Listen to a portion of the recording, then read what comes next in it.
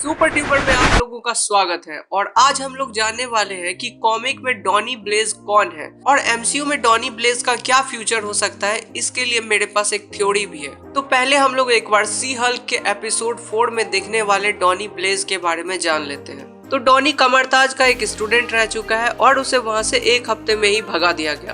तो एक हफ्ते की आधी अधूरी नॉलेज और हाथ की सफाई के साथ वो अपने कुछ दोस्तों के साथ मिलके अपना पेट पालने के लिए एक मैजिक शो चलाता है। और पहले तो वो वही घिसी पिटी ट्रिक्स दिखाता है, जैसे हवा में उड़ना, फायर समन करना और हाथों में बिना खुशबू वाला ढेर सारा गुलाब ले आना। पर लोग इससे बहुत ही ज्यादा बोर हो रहे थे। फिर वो लोगों में थोड़ा सा जोश भरने के लिए अपनी स्लिंग रिंग निकालता है और अपनी आधी अधूरी नॉलेज के साथ वो उस पोर्टल से मेडिसिन को डायरेक्ट दूसरे डायमेंशन में भेज देता है, जहाँ एक बकरे जैसा दिखने वाला डीमन मेडिसिन के 6 बूंद खून के बदले में उसकी जान बचाता है और उसे घर भेज देता है और वो डायरेक्ट वोंग के घर में गिरती है। और ये बकरे जैसा दिखने वाला डीमन और कोई नहीं, मार्वल सिनेमैटिक यूनिवर्स का लूसीफर मेफिस्टो है। फिर वोंग सीधे शी हल्क के ऑफिस में जाता है और फिर शी हल्क और वोंग दोनों मिलके डॉनी पे केस कर देते हैं। फिर मैडी के स्टेटमेंट के बाद जज ने केस को आगे बढ़ा दिया क्योंकि डॉनी ने जज को इम्प्रेस कर दिया था।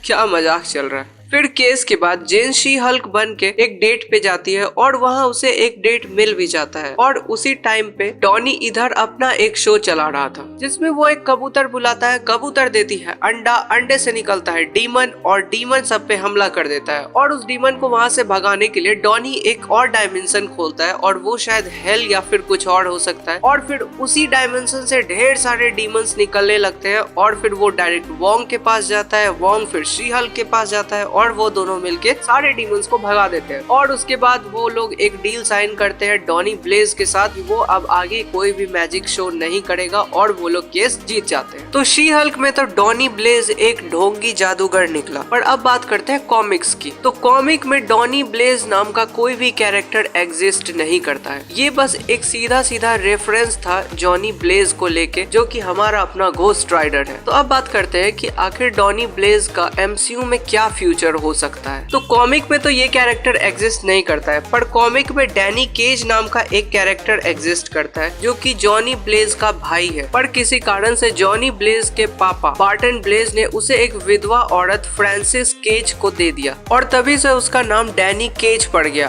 और आगे चल के वो ही कॉमिक में डेथ राइडर बनता है। और अब डॉनी ब्लेज के फ्यूचर को लेके थ्योरी ये है कि शायद एमसीयू में डॉनी ब्लेज जॉनी ब्लेज का भाई है, क्योंकि इन दोनों का सरनेम एक ही है और इन दोनों का नाम भी राइम कर रहा है। और हम लोगों को पता है कि वोंग ने डॉनी को मिरर डायमेंशन में कैद कर लिया है, तो शायद वो बकरा मेफिस्टो डॉनी से भी डील कर ले और उसे मिरर डायमेंशन से बाहर निकालने के बदले में जॉनी ब्लेज को मारने का काम दे और उसे डेथ राइडर की पावर भी दे। अब ऐसा हो सकता है कि घोस्ट राइडर का कैरेक्टर बहुत समय से एमसीयू में एग्जिस्ट कर रहा होगा और इस समय हेल की गद्दी पे घोस्ट राइडर ही बैठा होगा और उसने मेफिस्टो से हेल की गद्दी छीन ली होगी और इसीलिए मेफिस्टो डॉनी ब्लेज को हायर करेगा ताकि वो जॉनी ब्लेज को मार सके और उसे हेल की गद्दी वापस लौटा सके। और ये डॉनी ब्लेज थोड़ा बुद्धू टाइप में, तो उस बकरे मेफिस्टो को जॉनी ब्लेज को मारने के लिए इससे अच्छी डील नहीं मिलेगी, क्योंकि घोस्ट राइडर काफी समय से एमसीयू में एग्जिस्ट कर रहा होगा, इसीलिए उसका काफी एज हो चुका होगा, वो काफी एजेड हो चुका होगा और शायद एमसीयू फिर से निकोलास केज को ही घोस्ट राइडर के रोल में कास्ट करे, क्योंकि उनका भी काफी एज हो चुका है और वो इस रोल के लिए परफेक्ट होंगे। वीडियो पसंद आई हो तो लाइक करो, सब्सक्राइब करो, जम के सपोर्ट दिखाओ, शेयर करो। तो आप क्या सोचते हैं इस थ्योरी के बारे में? आपके हिसाब से डॉनी ब्लेज का क्या फ्यूचर हो सकता है? अपनी राय कमेंट में बताएं। और अगर आप लोग ये जानना चाहते हैं कि मार्वल में अगर कभी प्लैनेट हल्क स्टोरी बनती है तो उसकी स्टोरी क्या हो सकती है, इस वीडियो का लिंक डिस्क्रिप्शन और आई बटन में शो हो रहा होगा, प्लीज चेकआउट कीजिए। बस वीडियो खत्म हुई, अब जाओ यहाँ से।